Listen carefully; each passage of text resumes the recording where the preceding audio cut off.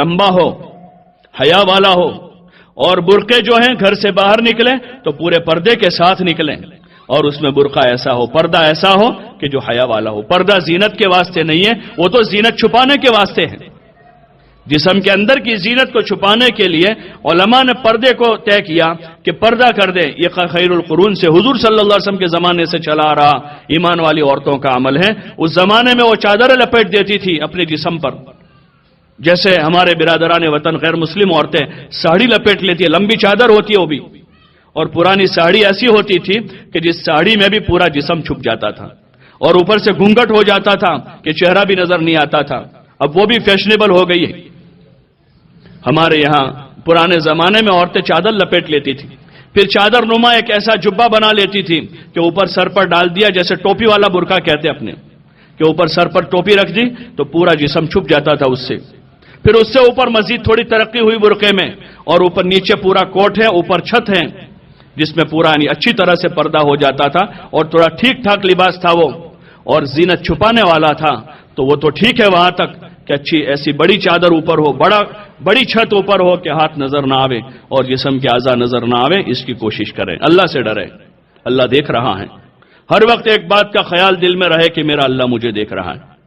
اس لیے پردے میں بھی اس کا اہتمام کریں۔ چھوٹی چھوٹی رومالیاں، اور پھر برقعوں پر قسم قسم کی ڈیزائنیں، سفید رنگ کی اس پر بھرت ہے، سفید رنگ کی اس پر لیس لگائی ہے۔ بھئی یہ برقع تو آپ نے اپنی زینت چھپانے کے لیے پہنا تھا، وہ تو مزید آپ کی زینت کو اجاگر کر رہا ہے، اس لیے برقعے کو بھی ڈھنگ والا تمیز والا برقع پہنے۔ ہاں، اور اس میں اپنی عزت سمجھیں۔ آج دنیا میں یورپ اور امریکہ کی عورتیں اس طرح کا برقع، جہاں ان کی حکومت ان کو منع کر رہی ہے فرانس میں، وہاں کی بیٹیاں، مسلمان بیٹیاں اپنا پورا برقع پہن کر جا رہی ہے۔ لاکھوں روپے کی تنخواہ کی نوکریاں چھوڑ دی انہوں نے کہ ہم نہیں کریں گے ایسی نوکری جس میں ہماری عزت پامال ہو جاتی ہو۔ پورا برقع پہن رہی ہے وہ، ان کے دلوں میں اللہ کا ڈر ہے، وہ اللہ سے ڈرتی ہے، اور پوری عزت اور فخر سے کہتی ہے کہ ہم مسلمان ہیں، ہم پردے کے ساتھ آئیں گے۔ ہمارے ہندوستان میں ایک لڑکی نے بہت بڑا ایوارڈ چھوڑ دیا،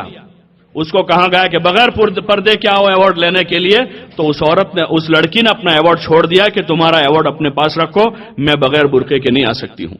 ہمارے ملک میں ایک بادشاہ گزرے، اورنگزیب عالمگیر رحمت اللہ علیہ،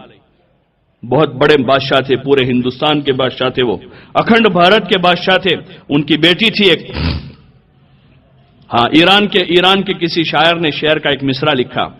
اس کا دوسرا مصرع کسی سے نہیں بنتا تھا، دوسرا مصرع نہیں بن رہا تھا کسی سے، وہ شعر کا مصرع ہندوستان آیا۔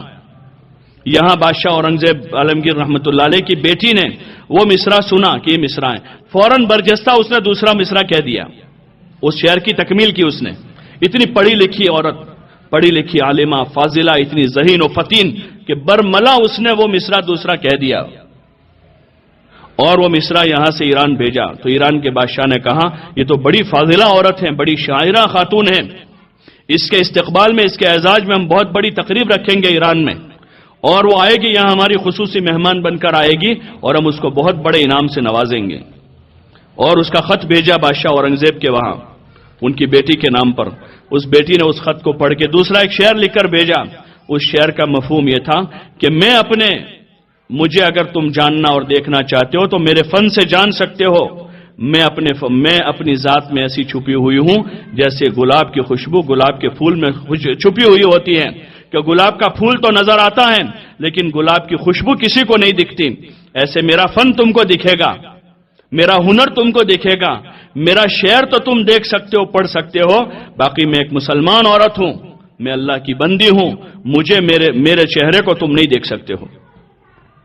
ہاں، ان کے دلوں میں گرو تھا اپنے ایمان کا، غیرت تھی ان کے دلوں میں، یہ باعزت عورت کی علامت ہے۔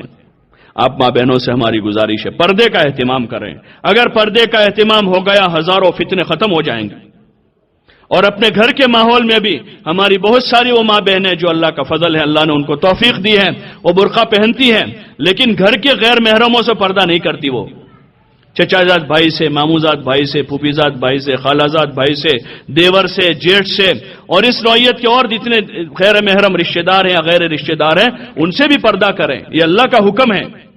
یہ اللہ کا حکم ہے، اس کو پورا کریں گے زمین پر، اللہ کا بڑا حکم زندہ ہوگا دھیرے دھیرے. جیسے اللہ کا فضل ہے، اللہ کا بڑا کرم ہے کہ ہمارے یہاں بہت ساری جوان بچیوں نے اچھا پردہ کیا ہے،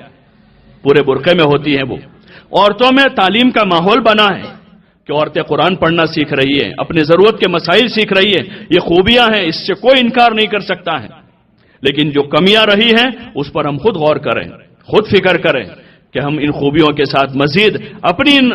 خوشی غمی کے موقعوں کے ان رسم و رواج کو ختم کر کے، اور جتنا دیگر تھوڑا بہت جو بے حیائی کا ماحول بنا ہے اس کو ختم کر کے اس پر کوشش کریں کہ 100% ہماری ماں بہنیں، ہماری بیٹیاں جو ہیں وہ اس فریضے کو، پردے کو زندہ کر کے اپنے گھر میں رہیں.